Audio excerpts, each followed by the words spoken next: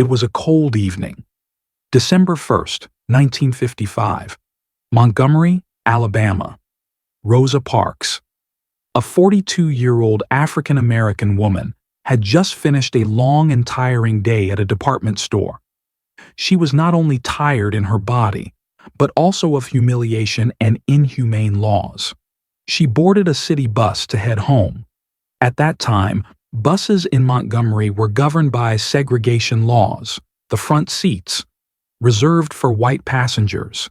The back seats, for black passengers. And if the bus filled up, black riders had to surrender their seats, even if they had paid the same fare. Rosa Parks quietly took a place in the colored section. She sat, silent, gazing out of the window. Just another woman, trying to reach home after tired work. But then, more white passengers boarded. The bus became crowded. The driver turned to Rosa and 3 other black passengers. He ordered them to stand up so that a white man could sit. The others, reluctantly, obeyed. But Rosa did not. She was calm. The driver grew angry. "If you don't stand up," he warned, "I'll call the police." Rosa Parks replied, steady and unshaken, "You may do that." Moments later, Rosa Parks was arrested. Her crime? Refusing to give up her seat. That single act of quiet defiance, by a weary but courageous seamstress, became one of the most powerful symbols in American history. News of Rosa Parks' arrest spread like wildfire through Montgomery's black community. Rosa's courage lit a spark.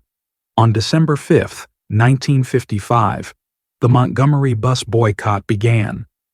For 381 days, over a year, African Americans refused to ride the buses. They walked miles to work. They carpooled. They endured rain, exhaustion, threats.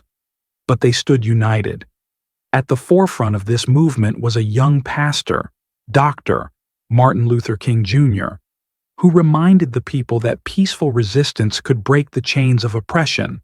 The boycott gained national attention, and in December 1956, the U.S. Supreme Court declared bus segregation unconstitutional.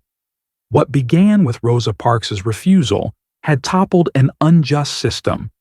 After the boycott, Rosa Parks became a living symbol of courage. She was called the First Lady of Civil Rights and the Mother of the Freedom Movement, but she remained humble. She often said, "I did not sit down that day because I was tired.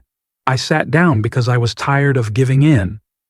She continued her work alongside Martin Luther King Jr. and countless others. She spoke around the world about equality and human dignity. In 1999, the United States honored her with the Congressional Gold Medal, one of its highest civilian awards. Rosa Parks lived quietly in her later years, but her story echoed across generations. On October 24, 2005, at the age of 92, she passed away. The world mourned. Rosa Parks showed the world that resistance sometimes begins with a quiet but unshakable no. That word, spoken by Rosa Parks on a crowded bus in Montgomery, ignited a movement and transformed a nation.